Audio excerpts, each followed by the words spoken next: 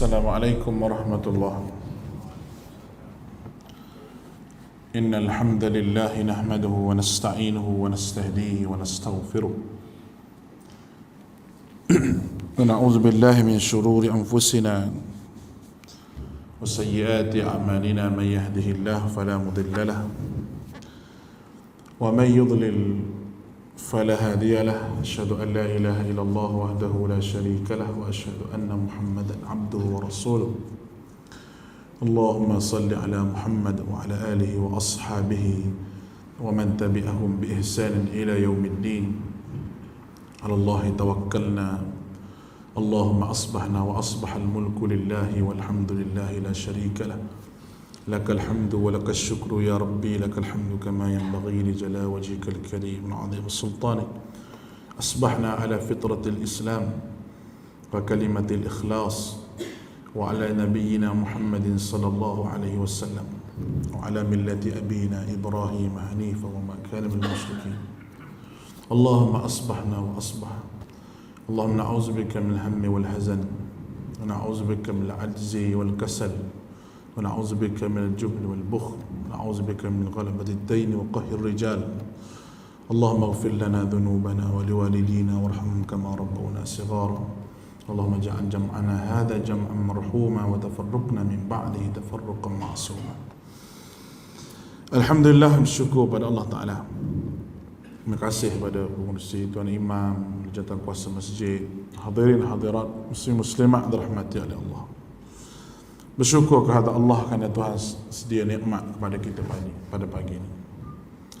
Dan saya rasa Alhamdulillah, inilah kali pertama saya mai ke masjid ni. Inilah kali pertama saya rasa saya mengajar meja ni padan dengan saya. Jadi dia kemah. Orang kata kemah meja ni, tinggi pun sama, cantik betul. Cantik betul, boleh buat design ni meja ni. Dia tinggi, ada setengah meja tu dia rendah. Dia rendah, jadi saya kena tunduk gitu. Ada setengah meja tu dia rendah sangat, ni tinggi, sedang molek. Mungkin dia tahu dah nak mari tu besar kot. Baik. Pada pagi ni kita bicara masalah jalan menuju ke syurga Allah. Tuan-tuan dirahmati oleh Allah,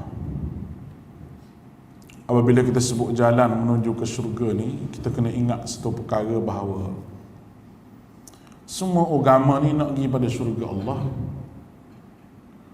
tetapi Allah Ta'ala iktiraf Islam sahaja sebagai jalan yang selamat menuju ke syurga Allah. Yang lain tidak ada iktiraf.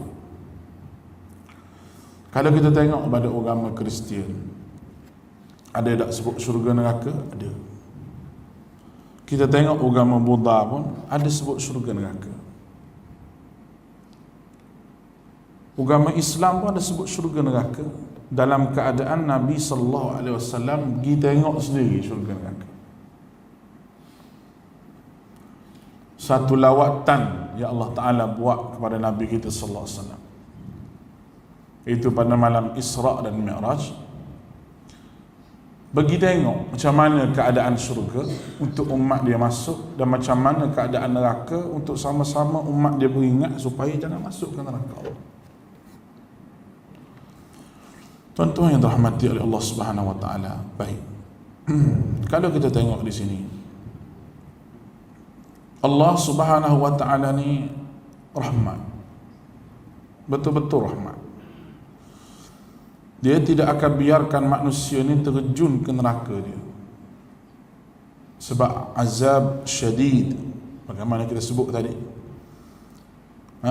Allah Ta'ala ni syadidul iqab, amat berat dia punya azab dia punya siksaan dia punya pembalasan dia kepada mereka yang tidak mahu kepada perintah Allah, yang kita sebut sebagai golongan yang ingkar dan golongan yang enggan kepada Allah Subhanahu Wa Ta'ala. Berat Tuhan bagi.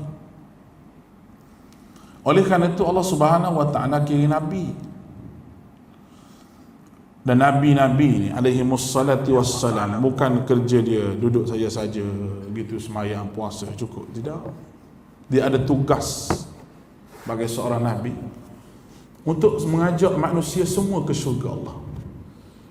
Qul hadhihi sabili ad'u ila Allah ala basirah. Katakanlah, ini jalanku, ad'u ila Allah, ajak orang balik kepada agama Allah, ala basirah, ajak orang balik kepada Allah ala basirah, di atas hujjah dan dalil. Baik. Ada satu hadis Nabi sallallahu alaihi wasallam, an Abi Abdullah Jabir bin Abdullah al-Ansari radhiyallahu anhuma, anna rajulan سأل رسول الله صلى الله عليه وسلم فقال أرأيت إذا صليت الصلوات المكتوبات وصمت رمضان وأحللت الحلال وحرمت الحرام ولم أزد على ذلك شيئا أدخل الجنة؟ قال نعم. قال والله لا أزيد على ذلك شيئا. Daripada Abi Abdullah Jabir bin Abdullah al-Ansari radhiyallahu anhuma, bahawa ada seorang lelaki datang bertanya Nabi sallallahu alaihi wasallam. Lalu Nabi berkata, bagaimana pendapat anda jika aku melakukan solat fardu, puasa Ramadan, menghalalkan yang halal, mengharamkan yang haram, dan aku tidak menambah sedikit pun akan hal itu, tidak buat benda bid'ah, ikut je, apakah itu akan masuk syurga? Nabi kata ya. Laki-laki itu berkata, demi Allah, aku tidak akan menambah sedikit pun di atas yang demikian itu. Baik, hadis ini sahih, diriwayatkan oleh Muslim. Baik, tuan-tuan semua, yang pertama sekali, jalan ke syurga Allah melalui Nabi SAW. Kerana Rasulullah SAW adalah rahmat kepada seluruh alam ini, ya Allah Subhanahu Wa Taala jadikan. Nabi SAW rahmat kepada seluruh alam ini. Yang kita sebut, wa ma arsalnaka illa rahmatan lil alamin. Rahmatan lil alamin, tidak diutuskan Nabi ini melainkan rahmatan lil alamin, membawa rahmat kepada alam ini. Rahmat apa?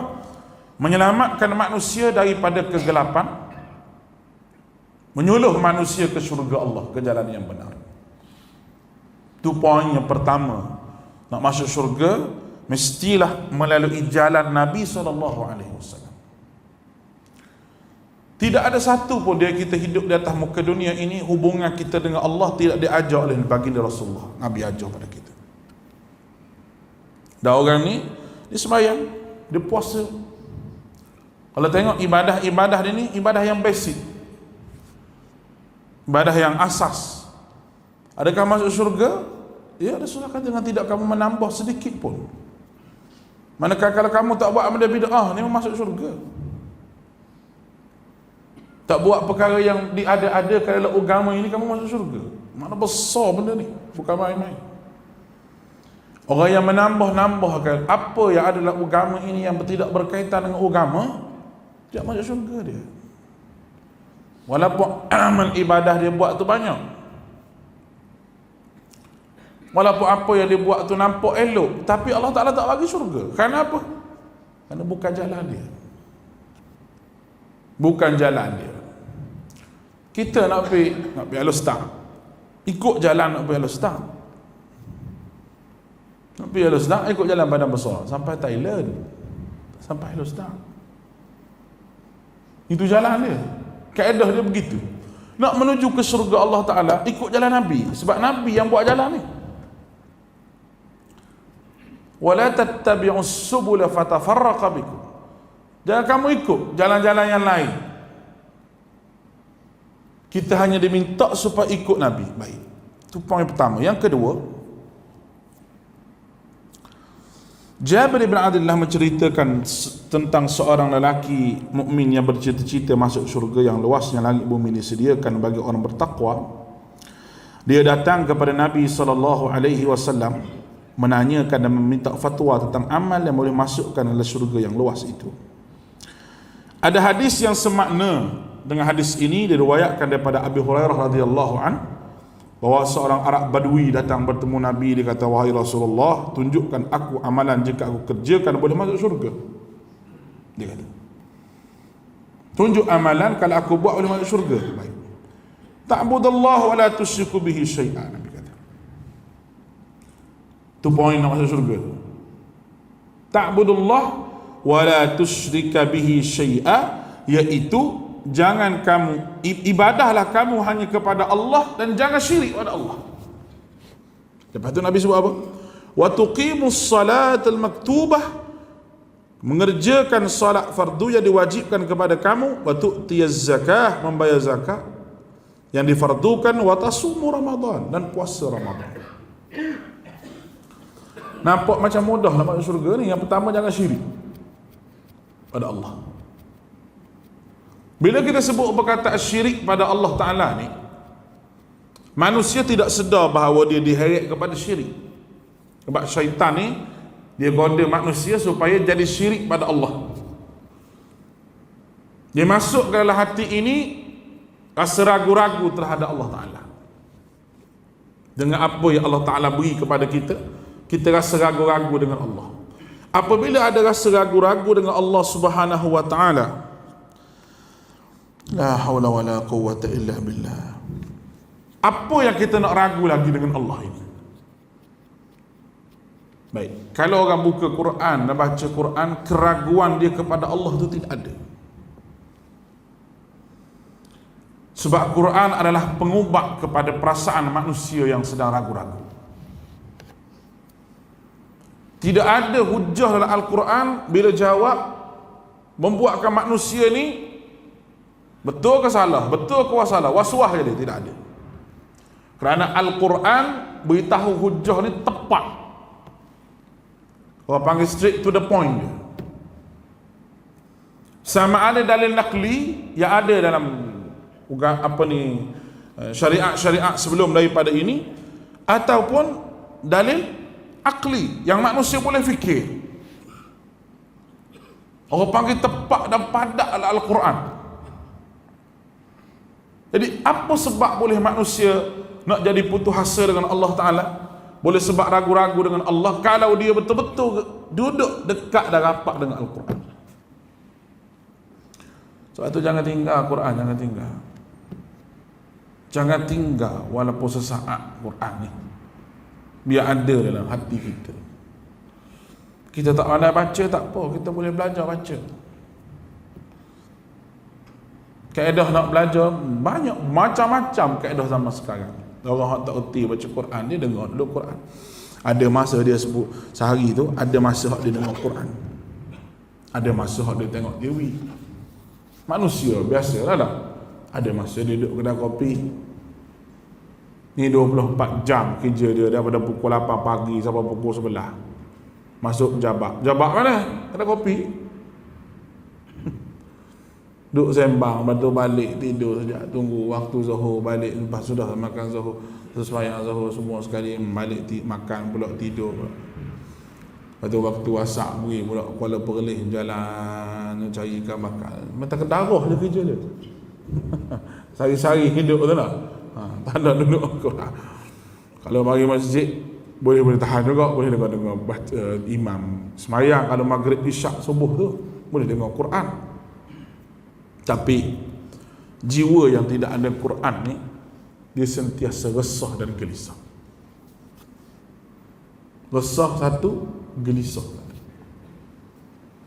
Memang Allah Ta'ala ni hebat. Dia nak terapi, orang panggil, jiwa manusia ni. Jiwa manusia tidak tenang kalau dengan tidak Quran. Baik. Setiap Quran ni ada kisah-kisah dia. Kisah-kisah dia boleh buat hati kita ni kuat dengan Allah Ta'ala. Ada kisah Nabi Yusufnya,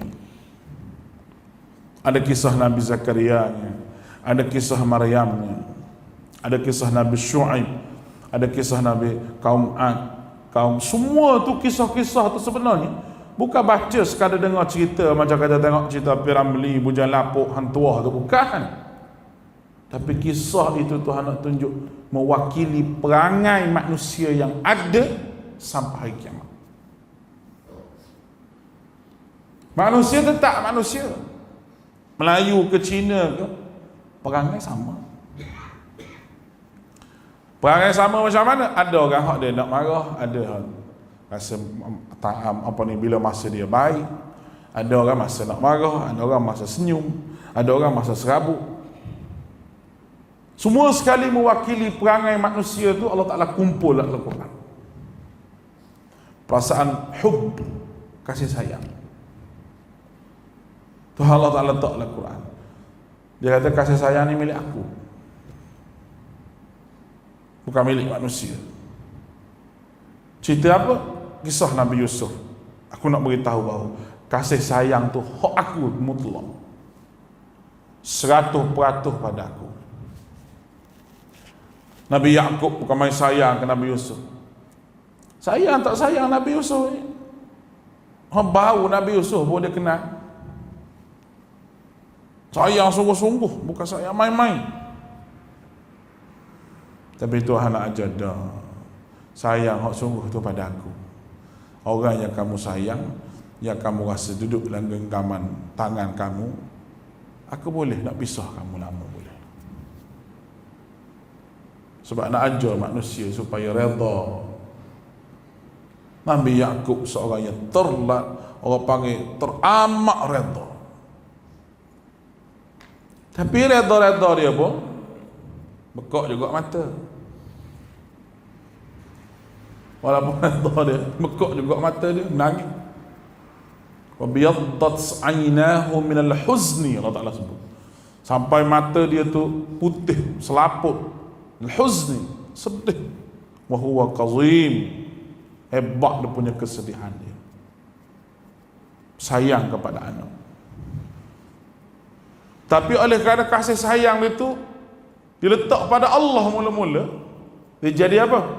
Dia jadi fasabrun jamil, sabar yang boleh mendidik jiwa dia.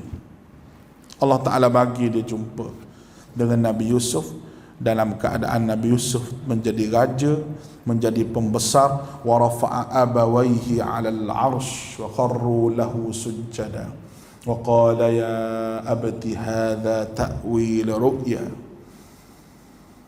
Apabila Nabi Yusuf bawa ayah dia naik ke singgah sana, raja ni duduk atas singgah sana, macam kita tengok dia Tuan Agung Tabal tu tak, duduk atas singgah sana dia. Wa kharru lahu sujada, masing-masing daulat tuanku tunduk lah, macam kita lah. Qala ya abti hadza ta'wil ru'ya. Dia berkata pada ayah dia, wahai ayahku, inilah takbir mimpi yang saya mimpi dulu. 11 bulan semua sekali 10, 11 kaukaba, 11 bintang, wasyamsa wal qamar, matahari bulan, hari ni tunduk pada kami. Ini takbir mimpi. Nabi Yusuf kata, Rabbi qad ataitani minal mulk wa 'allamtani min ta'wilil ahadith. Ya Allah, Engkau beri kepada aku kerajaan ini. Qad ataitani minal mulk, beri kepada aku daripada sikit daripada kerajaan kamu. Mana? Bukan semua, sikit. Wa 'allamtani, dan Engkau ajar kepada aku ta'wilil ahadith, takbir mimpi. Fatiras samawati wal ardh, Kau mencipta langit bumi. Anta waliyyi fid dunya wal akhirah, kamulah sebagai penolong kami dunia akhirat. Tawaffani muslima, tolong matikan aku dari orang muslim. Walhiqni bis salihin, dan hakikat sebenar-benar serah diri pada Allah Ta'ala. Itu saya nak bagi tahu tuan-tuan, bila kita serah pada Allah macam Nabi Yaqub serah pada Allah ni, memang Tuhan bagi special bagi kita. Nabi Yaqub dia ingat Nabi Yusuf ni meninggal, tak ada apa, dah duduk di mana tak tahu. Tapi tidak, kerana ada apa? Kerana ada fasabrun jamil, sabar yang boleh membawa kepada redha pada Allah Subhanahu wa taala. Tuhan bagi dia hebat lagi. Benda yang terlepas pada tangan kita tu kita rasa rugi, jangan kita rasa rugi. Kerana Allah Subhanahu wa taala tak beri, Allah Taala tak bagi orang beriman rugi, dia tak bagi. Dan kita orang beriman jangan sekali-kali putus asa dengan Allah Taala. Bukan jangan putus asa saja, kita memang tak boleh nak putus asa. Tak ada hak untuk kita putus asa pada Allah. Tidak ada hak. Ini benda ni. Bila manusia hidup dalam keadaan begitu, dengan Quran, dia rasa hidup dia amat-amat tenteram. Jiwa dia amat-amat senang. Ini sahabat kita ni, sahabat besar, sahabat yang baik, yang boleh membawa kita ke syurga Allah Ta'ala. Ini sahabat kita. Tapi kita tak mau berkawan dengan dia. Tak mau mengaji dengan dia, tak mau mengajar tafsir, kita tak mau pergi, kita pun tak baca. Yang menyebabkan kita tidak ada kekuatan dalaman untuk kita menempuh satu ujian yang Allah Subhanahu Wa Ta'ala beri kepada kita. Ada kekuatan, jiwa tak kuat. Bila kita jiwa tak kuat ni, memang syaitan macam orang masuk hantu lah. Masuk hantu ni hasil daripada fikiran dia kosong, tak ada ingat pada Allah Subhanahu Wa Ta'ala, kosong fikiran dia. Bismillah, hantu pun duduk. Iblis tadi memang jiwa manusia yang kosong, tidak diisi dengan Al-Quran, memang betul syaitan akan duduk. Tapi dah kita isi dengan Al-Quran, dah syaitan tak berani dan nak duduk. Ni musuh dia. Dia kalah dengan benda ni, benda lain dia tak kalah. Oh sorry lah, syaitan tak kalah, tapi dengan Quran dia kalah. Sebab Quran membentuk jiwa manusia tu, dia bentuk jiwa manusia. Manusia nak pergi kat mana, dia bentuk betul-betul dalam satu bentuk yang baik, yang boleh manusia sampai ke syurga Allah Ta'ala. Ni Quran. Kita minta Allah Ta'ala jadikan kita Quran sebagai teman hidup kita. Baik. Yang syirik pada Allah, semayang, solat merupakan jalan yang utama untuk kita masuk ke syurga Allah Subhanahu Wa Ta'ala. Allahu Akbar. Solat yang tepat pada waktu, yang dibuat secara berjemaah. Kerana hidup Nabi SAW, walaupun Nabi sakit, Nabi dipapah oleh sahabat untuk solat berjemaah. Itu kehidupan Nabi SAW. Solat yang dipelajari mengikut solat Nabi. Kerana Nabi kata, sallu kama ra'aitumuni usalli. Semayang macam mana mu tengok aku semayang. Bererti semayang ni kena belajar, bukan ikut, kena mengaji. Tidak akan sampai ke syurga kalau orang tu ikut saja semayang, dia tak mengaji semayang dia. Tak sampai. Kerana nak sampai kepada matlamat kama ra'aitumuni usalli, sebagaimana kamu lihat aku semayang, kita nak lihat macam mana Nabi semayang. Nabi dah wafat dah. Sahabat mungkin boleh tengoklah Nabi semayang macam mana. Tetapi ada riwayat hadis yang menunjukkan bahawa Nabi itu solat macam mana. Rukuk Nabi macam mana, sujud Nabi macam mana, i'tidal Nabi macam mana, kaki Nabi letak macam mana, tangan Nabi letak di mana, semua ada. Yang semua itu kena faham, bukan melalui ikutan, tapi melalui mengaji, belajar. Saya sebut sehari dua ni, solat kita mesti ada khasyi'un, khasyuk. Mesti ada hafizun, salatihim yuhafizun, solat yang dijaga. Mesti ada salatihim daimun, hati terikat untuk solat. Hasil daripada jaga tu, dia terikat hati. Hasil daripada mengaji, orang Melayu kata tak kenal maka tak cinta. Ya, betul tak? Tu ayat wajib. Tak kenal maka tak cinta. Betul? Kita tahu, memang betul. Perkataan tu memang betul walaupun bukan hadis. Kerana orang yang tidak mengenal Allah, dia tak akan cinta pada Allah Ta'ala. Dan orang yang tidak mengenal hakikat solat dia betul-betul, dia tak sayang pada semayang dia. Semayang dilakukan dengan dua benda yang ada dalam jiwa kita. Yang pertama, solat sekadar untuk melepaskan waktu yang Allah Ta'ala wajib kepada kita. Solat sekadar untuk melepaskan kewajipan yang Allah Ta'ala wajibkan kepada kita. Yang kedua, solat di atas dasar ketaatan pada Allah. Kerana taat ini merupakan amal yang paling tinggi. Taat sehingga dapat syurga terus. wa may yuti'illaha wa rasulahu faqad faza fawzan 'azima.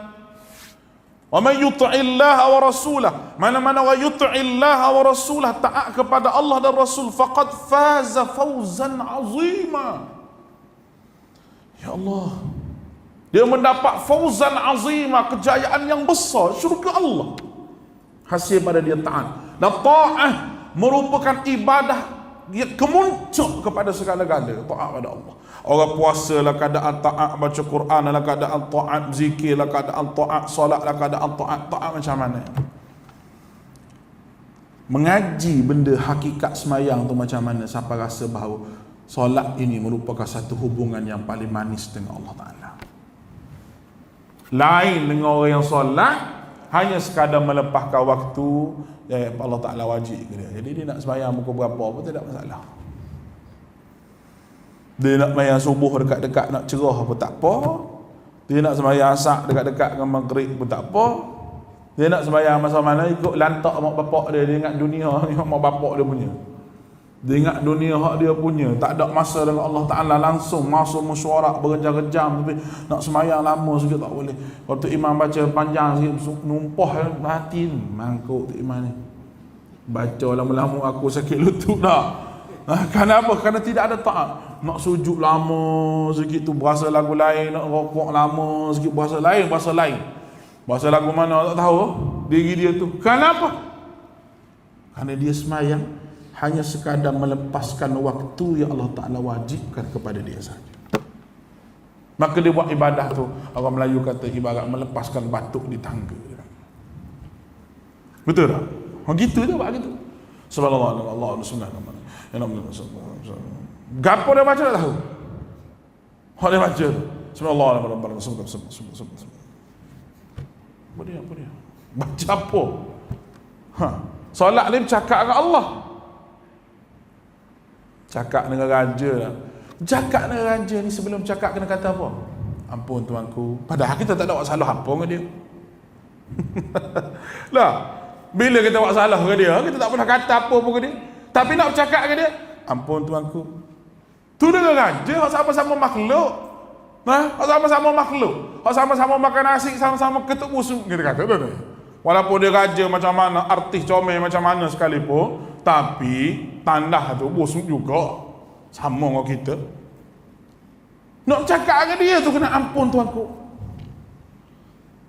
Nak cakap dengan orang besar tu kena tunduk. Siapa nak menghadap dia, nak terima pingat apa tu kena pergi kursus.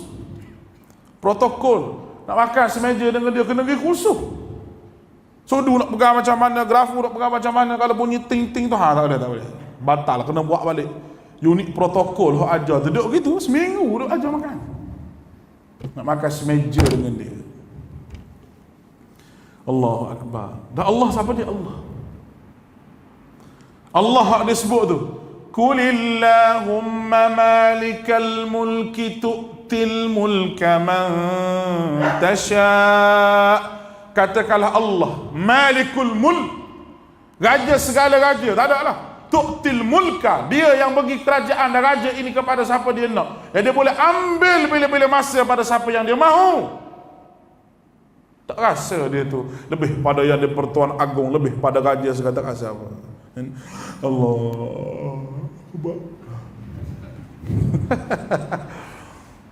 Ajib cakap raja kata, Ajib cakap daulat lagu saya, lagu bagi ni.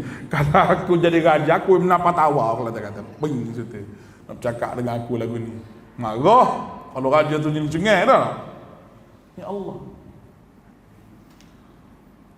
Allah nak berdiri menghadap dia, Allah Islam ni dia atur elok. Dalam banyak-banyak manusia ni, tuan-tuan mari di masjid ni, seorang duduk situ, seorang duduk situ, seorang duduk situ, seorang duduk. Bila Allahu Akbar, asyhadu an la ilaha illallah, kita pun masuk saf. Dengan panggilan tu kita boleh sama duduk. Awak menteri ke, awak menteri apa pun, awak tok mulu ke, awak tok imam ke, tok siok ke, tok jahil ke, apa duduk sebaris. Imam je seorang kena duduk depan. Dia kata betul sah rapat sah. Daripada orang berterabur penuh tu, sebiji Masjidil Haram juta-juta orang tu, bila imam kata istau i'tadilu, betul sah, rapat sah, tak ada orang yang menjaga, tak ada sukarelawan tu kan betul ke sah, tak ada. Semua masing-masing pakat betul. Manusia boleh sebenarnya mengikut arahan Allah, boleh. Dia nak ataupun tak mahu. Dia boleh doa satu pagi. Terima Allahu Akbar, depa Allahu Akbar. Aja ikut imam, boleh taat kepada satu. Kenapa kamu tidak mahu taat pada aku satu?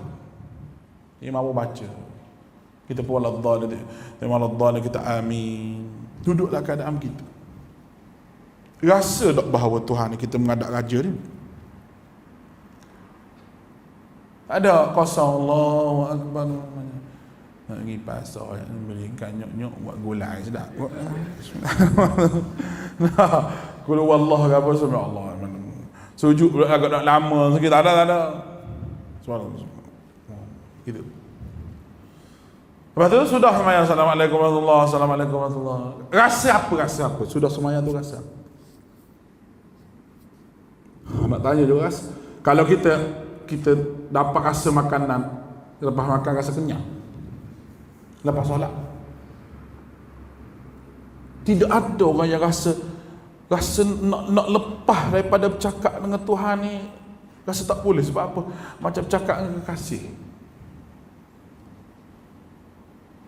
Cakap dengan kasih, cakap dengan bini yang kita sayang, mula-mula menikah lah, nak lepas tu rasa bang saya ada kerja ni, nanti dulu.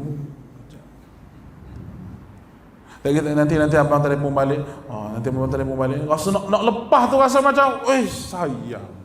Pernah rasa tak? Mustahil tak pernah rasa. Kalau tak ada rasa, maknanya tuan-tuan ni putus kayu kau ya. Betul tak? Ya Allah yang patut kita sayang ni, kita rasa macam mana nak lepas dia?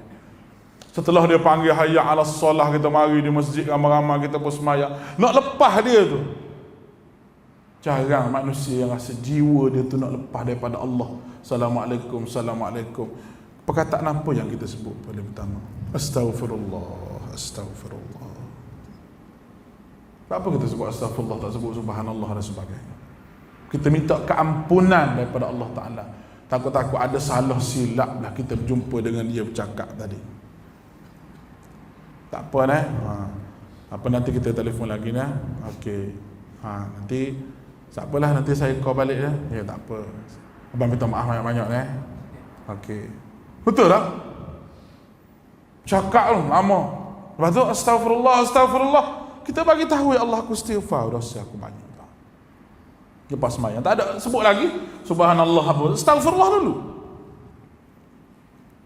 Susunan untuk mengatur manusia dengan Allah disusun oleh Allah Ta'ala begitu hebat, supaya manusia jiwa dia satu pun tidak lalai pada Allah. Dia masuk tandah, bila masuk tandah tu syaitan penuh dalam tandah tu.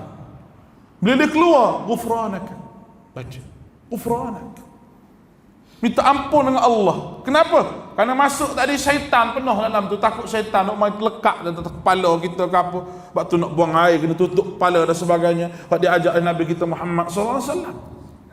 Seolah-olah masuk sekejap tu rasa lupa sekejap pada Allah. Dah masuk tandah, tak ada orang duk berzikir lah tandah tu. Tak ada orang duk berzikir. Orang tengah buang air, subhanallah. Kalau ada tu mabuk ketum betul. Ketum mok piau punya. Capau batuk segala tu lah. Tu dia tak ada. Kita keluar ghufranaka, kita kata. Kita minta ampun dengan Allah. Sebab apa minta ampun dengan Allah Ta'ala? Sebab tadi Allah fatabarakallah, besarnya Allah Subhanahu Wa Ta'ala bagi pada kita sembahyang. Jadi kalau kita tengok sini, munasabahlah sembahyang ni jalan ke syurga yang Allah Ta'ala sebut, innas salah tanha 'anil fahsya'i wal munkar. Munasabah. Sembahyang boleh mencegah munkar, fahsyak, keji dan munkar. Memang betul. Orang yang semayang, dia sampai tahap semayang dia khasyun, daimun, hafizun, dia boleh mencegah daripada perbuatan yang tidak baik. Kalau dia rasa dia ada Allah, kuat jiwa dia dengan Allah Ta'ala. Allah hebat, solat ni hebat. solat ni hebat. Dalam banyak-banyak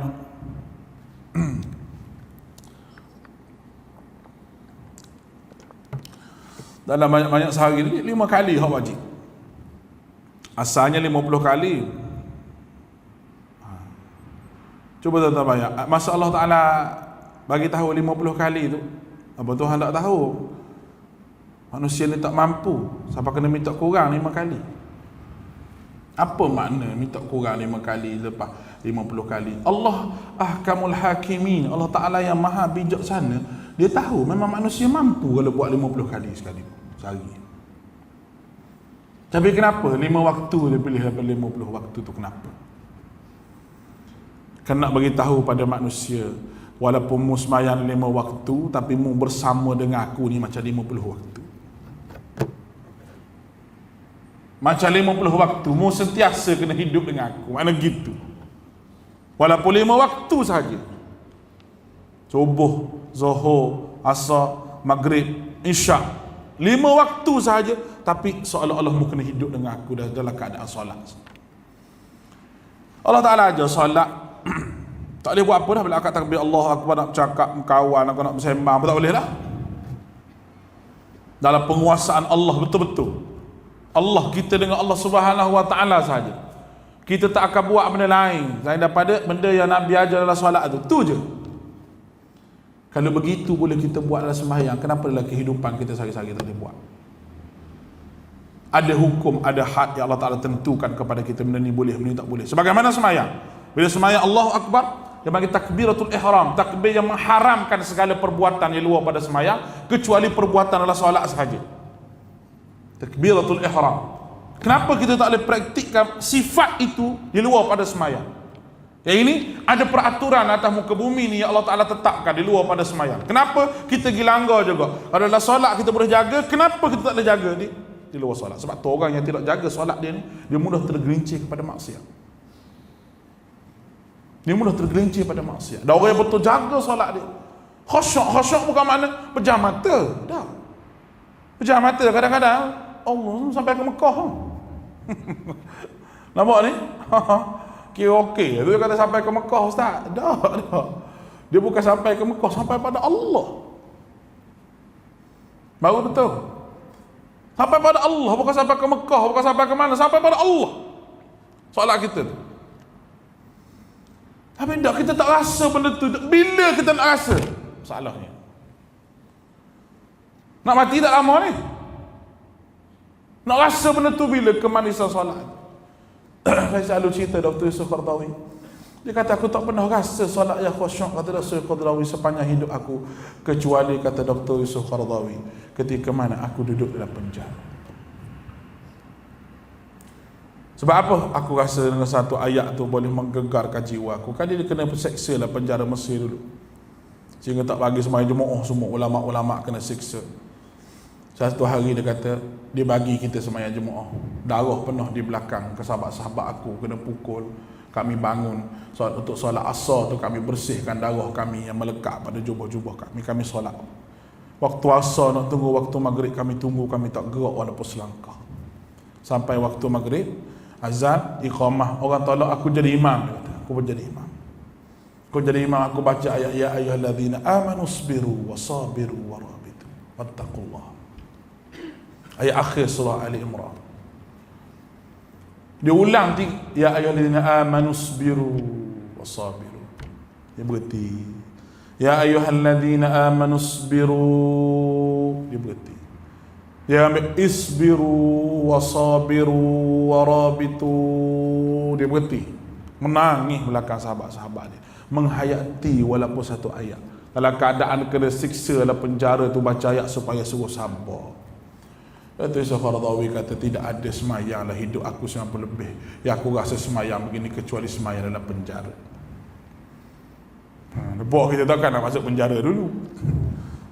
Kata-kata itu masuk penjara dalam Ustaz semayang khusyuk sikit. Tak. Tuan-tuan perasan tak? Jiwa tuan-tuan, jiwa kita semua ni, bila kita ada masalah sikit, kita rasa semayang kita lain sikit.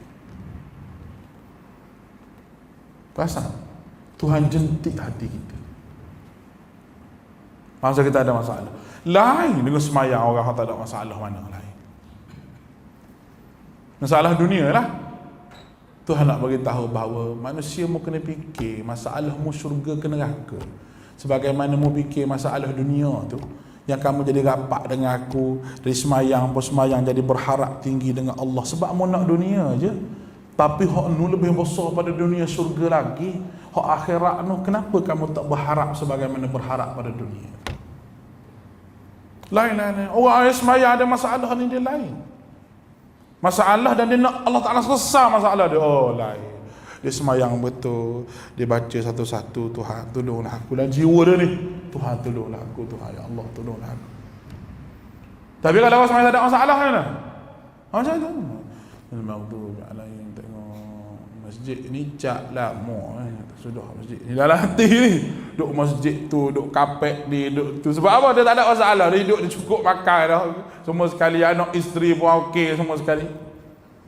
Tapi kalau orang ni dia fikir lagi satu masalah. Di akhirat, dia syurga ke neraka, dia mengharap pada syurga Allah. Dia semayang tu memang berharap pada syurga Allah. Harap macam mana? Ya Allah, aku ni syurga. Ya Allah, tolonglah masuk syurga. Kerana ada satu pengharapan yang dia nak. Bila ada satu benda yang manusia nak, dia minta dengan Allah, memang dia minta sungguh-sungguh dengan Allah Ta'ala. Itu latihan kepada jiwa nak suruh semayang yang khusyuk. Kalau tidak semayang, entah ke mana pergi. Allahu Akbar. Akhirnya tuan-tuan rahmati Allah, masih lemak boleh siap dah dua rasanya. Itu solat. Kemudian berpuasa. Bila puasa ni Allah Ta'ala nak suruh semua kita rasa lapar. Tidak tersisa walaupun seorang. Orang mukmin kena lapar. Sebab lapar ni masalah jiwa manusia, nafsu manusia. Bila lapar, nafsu tu kendor.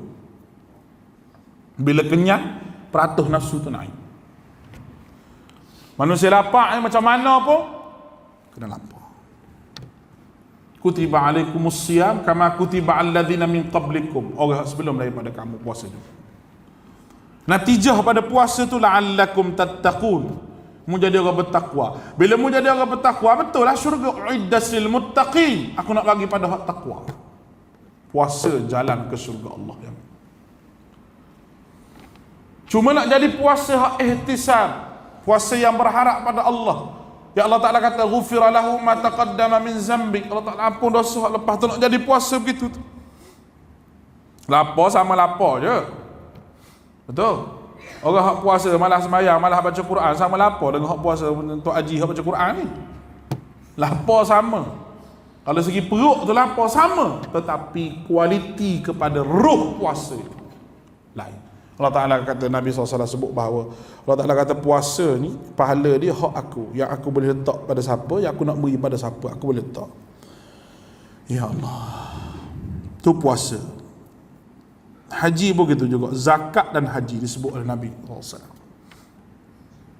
Zakat tak mau bagi rasa harta kita, hak kita, nak bagi rasa hak Allah. Haji adalah satu ibadah yang 100% kita kena serah pada Allah Subhanahu Wa Taala. Dan kita meyakini yang halal itu halal, yang haram itu haram. Jelas, kerana halal dan haram perkara yang jelas Tuhan sebut, Tuhan tak sebut, tak jelas. Cuma-cuma yang tak jelas tu, tengah-tengah tu dia panggil kesamaran, benda yang syubhah. Sebaik-baik mukmin menjauhi benda yang syubhah. Anda tak tahu halal ke haram ke macam mana. Dan kami tidak tambah walaupun sesuatu, dia tak buat benda yang Nabi tak suruh, Nabi tak ajar walaupun sesuatu. Ini sifat jalan menuju ke syurga Allah Ta'ala yang boleh saya bagi pada pagi. InsyaAllah lah kita sambung lain kali. Mudah-mudahan Tuhan berkati kita, Allah Ta'ala rahmati kita semua, boleh masuk syurga Allah. Memang nak pada syurga semua. Kalau kita tengok kepulan Eliket pun dia menyanyi juga, ku nantimu di pintu syurga. Rambut punya sarang tebuan nak masuk syurga juga tu. Hindu. Kenal kepulan Eliket? Kenal tak? Kalau sebut nama sahabat tu kurang kenal sikit. Kepulan Eliket tu dia kenal sikit tak? Tu dia. Boleh masuk syurga, nak masuk syurga juga dia tu. Semua orang lagu-lagu semua kita dengar tu, nak masuk syurga, nak masuk syurga. Kerana syurga ni dengan khayalan dia je nak masuk syurga. Tapi syurga inilah jalan dia kita nak.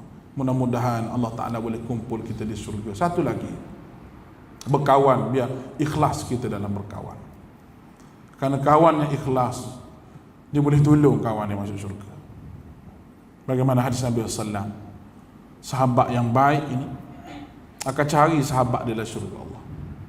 Bila tidak ada sahabat, dia bagi tahu, ya Allah, mana sahabat aku? Kita tengok dalam neraka, tengok ada dalam neraka. Dia kata, ya Allah, tak bolehkah bagi masuk syurga? Dia semayang sekali dengan aku, dia buat baik sekali dengan aku, dia habis dia sebut jasa-jasa baik sahabat dia tu. Tapi sahabat dia ni tak syirik pada Allah, cuma adalah sebab dia masuk neraka. Tuhan kata, wahai orang mukmin, kamu pergi ambil sahabat kamu yang ada sebesar zarah iman dia, mu tarik tangan masuk syurga, aku bagi. Sebab ikhlas dalam berkawan. Sahabat kerana Allah, bukan kerana pengaruh dia, bukan kerana kekayaan dia, bukan kerana apa-apa, bukan. Dengan orang tinggi pun kita bersahabat, dengan orang rendah pun sahabat, dengan orang yang paling rendah, tak ada harta apa, oh kita boleh berkawan. Dengan orang yang paling tinggi sekali pun kita boleh berkawan. Kerana kita bersahabat itu kerana Allah Subhanahu Wa Taala, bukan kerana benda lain. InsyaAllah kita sama-sama kait tangan-tangan sahabat kita nak masuk syurga semua sekali. Aku qauli hadza wa astaghfirullah wa fawwidu amri Allah, innallaha basirun bil ibad. Wassalamualaikum warahmatullahi wabarakatuh.